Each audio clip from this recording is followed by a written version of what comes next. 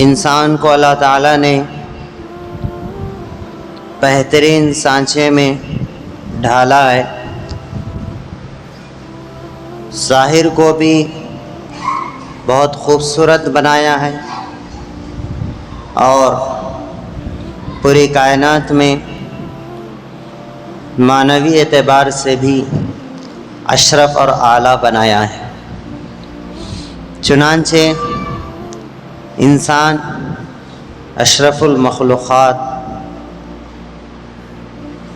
کا مقام اس کو ملا ہے۔ جب اللہ نے انسانوں کو تمام مخلوق سے اعلیٰ اور ارفع بنایا ہے تو پھر اس کی زینت میں، اس کی سجاوٹ میں، اس کے ظاہری اور باطنی کمالات میں اور اضافہ ہو جائے، اس کے لیے آدم علیہ السلام کو دنیا میں بھیجنے کے بعد لباس بنانے کا اور لباس زیبتن کرنے کا، پہننے کا حکم دیا۔ جب تک حضرت آدم اور حوا جنت میں تھے، جنتی لباس میں تھے، جب وہ دانہ کھا لیے جس سے منع کیا گیا تو بدن سے لباس اترنے لگا، تو پتوں سے درخت کے اپنے بدن کو چھپانے لگے، کیونکہ اللہ نے انسان کی فطرت میں حیا رکھی ہے۔ بے حیائی یہ بعد میں انسان ماحول کو دیکھ کر بے راہ روی کا شکار ہو کر اپناتا ہے۔ چنانچہ دنیا میں بھیجنے کے بعد لباس بنانے کا اور لباس زیب تن کرنے کا حضرت آدم علیہ السلام کو اللہ کی طرف سے حکم ہوا، تاکہ وہ مخلوق، انسان نامی مخلوق جس کو اللہ نے بہترین سانچے میں ڈھالا، لقد خلقنا الانسان فی احسن تقویم، جب اس کی بناوٹ، بدن کی بناوٹ تمام جانوروں سے، تمام حیوانات سے ممتاز، اعلیٰ اور ارفع اللہ نے بنایا ہے، تو پھر اس کی خوبصورتی میں اور اضافہ ہو جائے اور حیا ہو جائے، بے حیائی سے یہ بچ جائے، اس کے لیے اللہ تعالیٰ نے لباس جیسے نعمت سے پوری انسانیت کو مالا مال فرمایا۔ لباس یہ کسی مذہب کے لیے خاص نہیں ہے، بلکہ ہر قوم و ملت والا ہر انسان اپنے اپنے اعتبار سے لباس زیب تن کرتا ہے، لباس پہنتا ہے اور اس کو اپناتا ہے۔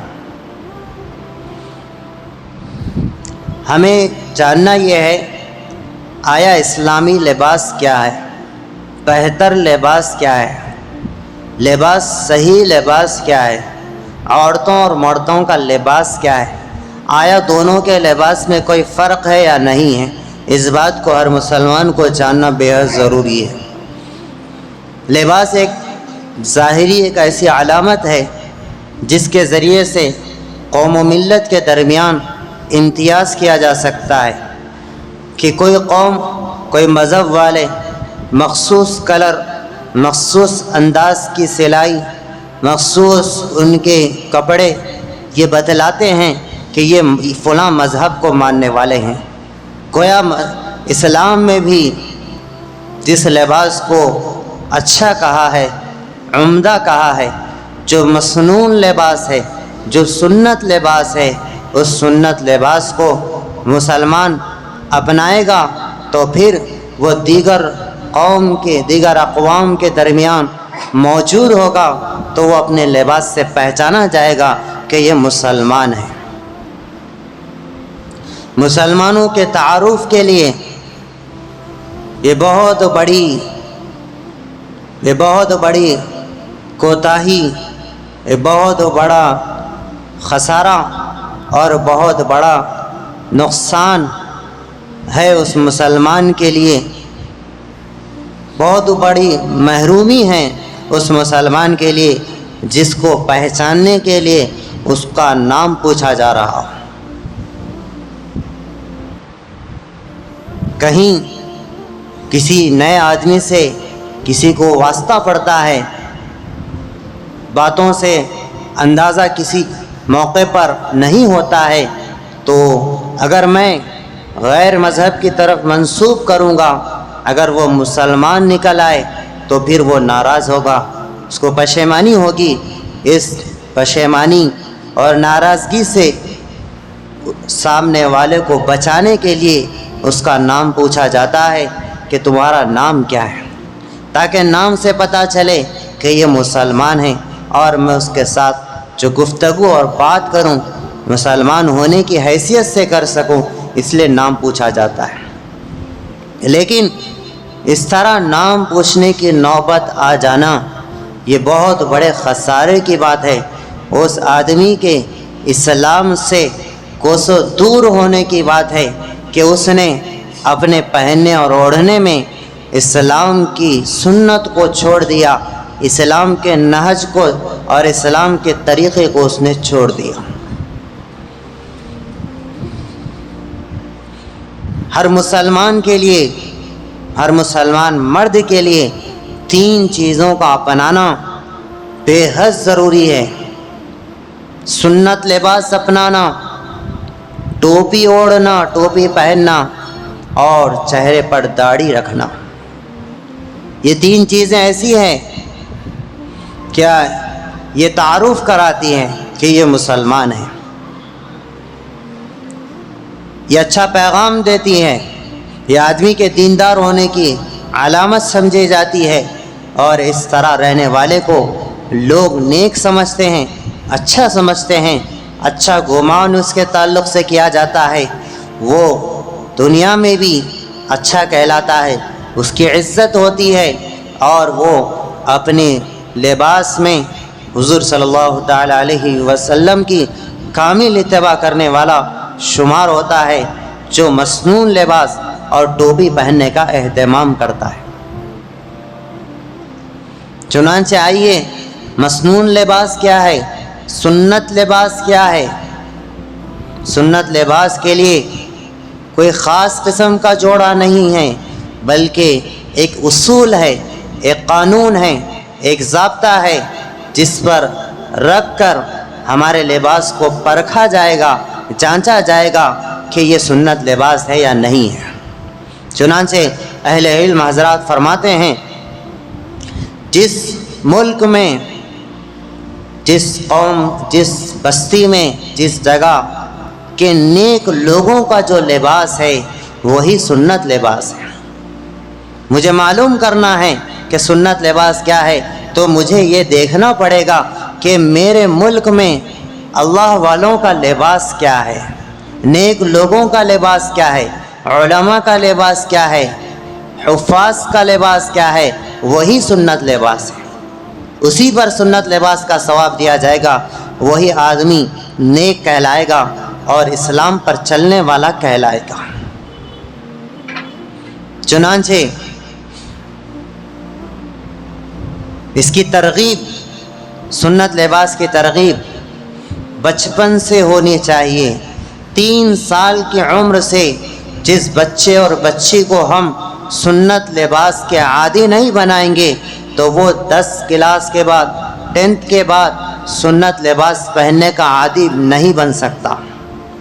اس کے لیے کرنا کیا ہے؟ اس کے لیے ہمیں یہ کرنا ہے کہ اسکول کے ڈریس، اسکول کے لباس کے علاوہ کوئی ایسا لباس ہمارے بچوں کا نہ ہو جو غیر اسلامی ہو۔ بچے کپڑے میلے کر دیتے ہیں، گندگی لگاتے ہیں، یہ سوچ کر ہم انہیں کرتا پائجامہ نہیں سلاتے۔ یہ ضروری نہیں ہے کہ ہم کرتا پائجامہ سلائیں تو سفید ہی سلائیں، کلر کے بھی سلا سکتے ہیں، ایسے کلر کے بھی سلا سکتے ہیں جو جلد میلے نہ ہوتے ہوں۔ اس طرح بچوں کو عادت ڈالی جائے، جیسے جب بچہ اسکول کے لیے تیار ہو رہا ہو تو وہ کرتا پائجامہ نکال کر ڈریس پہنے، اور جب اسکول سے آئے تو اسکول کا ڈریس نکال کر فوراً کرتا پائجامہ پہنیں اور ٹوپی پہنیں۔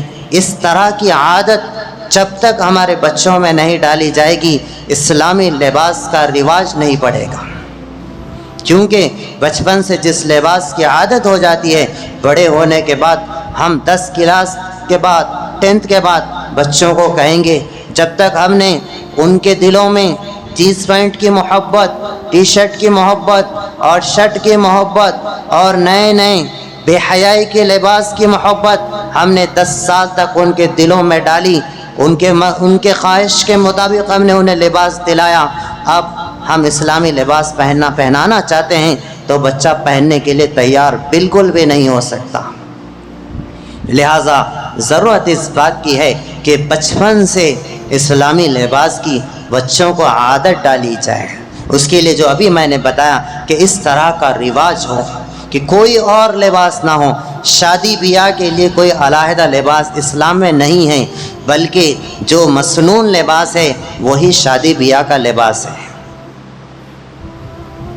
شادی کا الگ لباس، ولیمے کا الگ لباس، یہ اسلامی تصور نہیں ہے، یہ رسم و رواج ہے، یہ نصارہ کا طریقہ ہے، یہ ہندوانہ طریقہ ہے کہ ہر ایک کے لیے الگ لباس، خاص لباس، مخصوص کلر، مخصوص طریقے کا لباس۔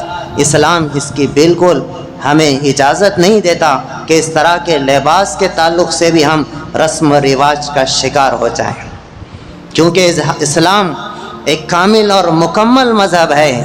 اس میں کسی قسم میں زندگی کے کسی موڑ میں ہمیں تنہا نہیں چھوڑا ہے، بلکہ ہر موڑ پر زندگی کے ہر گوشے میں، خوشی میں، غم میں، کھانے پینے میں، بیٹھنے اٹھنے میں، سونے میں، لباس زیب تن کرنے میں، اور اسی طرح شادی بیاہ میں دنیا کی ہر ضرورت کی تکمیل کرنے میں اسلام نے رہبری کی ہے۔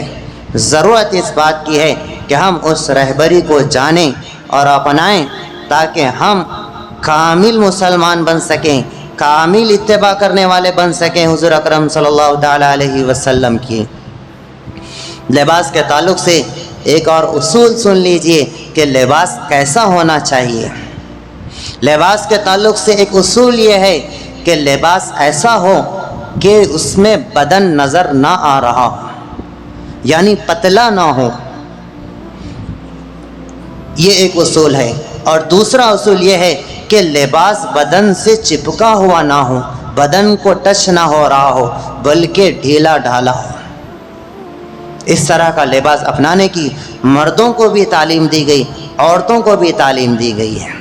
اور مردوں کے لیے عورتوں کے ڈیزائن، عورتوں کے کلر، لال کلر، زعفرانی کلر اور پیلا کلر، ان 3 کلروں سے مردوں کے لیے منع کیا گیا، کیونکہ لباس میں اسی طرح کسی بھی کاموں میں مردوں کو عورتوں کی مشابہت سے روکا گیا اور عورتوں کو مردوں کی مشابہت سے روکا گیا۔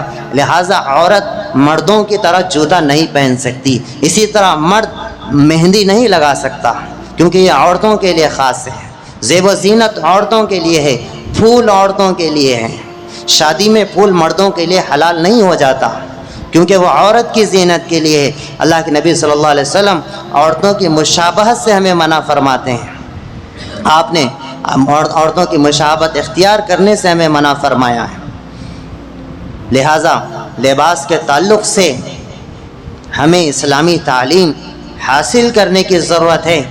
آج کل جو بھی نیا ڈیزائن، نئے انداز کا لباس مارکیٹ میں آ رہا ہے، اس کو مسلمان، نادان مسلمان، دین سے ناواقف مسلمان، اسلام کی اہمیت جس کے دل میں نہیں ہے، وہ مرد اور عورت اس لباس کو آسمانی تحفہ سمجھ کر قبول کر رہے ہیں، اپنا رہے ہیں، بلکہ یہ جہالت ہے، نادانی ہے۔ اسلام کی اہمیت دل میں نہیں رہنے کی علامت ہے، بلکہ جو بھی ڈیزائن آ جائے، جو بھی انداز کا لباس آ جائے، پہلے اس کو علماء کے سامنے پیش کرو کہ یہ لباس ہمارے لیے درست ہے یا نہیں، اسلامی تعلیمات کے اعتبار سے یہ لباس پہننا میرے لیے کیسا ہے، پوچھو، جانو، اور اس کے بعد اس لباس کو ہم پہن سکتے ہیں۔ اللہ رب العزت سے دعا ہے اللہ تعالی ہم سب کو مصنون لباس اپنانے کی توفیق عطا فرمائیں، غیروں کی نقالی سے لباس میں ہم سب کی حفاظت فرمائیں۔ وآخر دعوانا ان الحمد للہ رب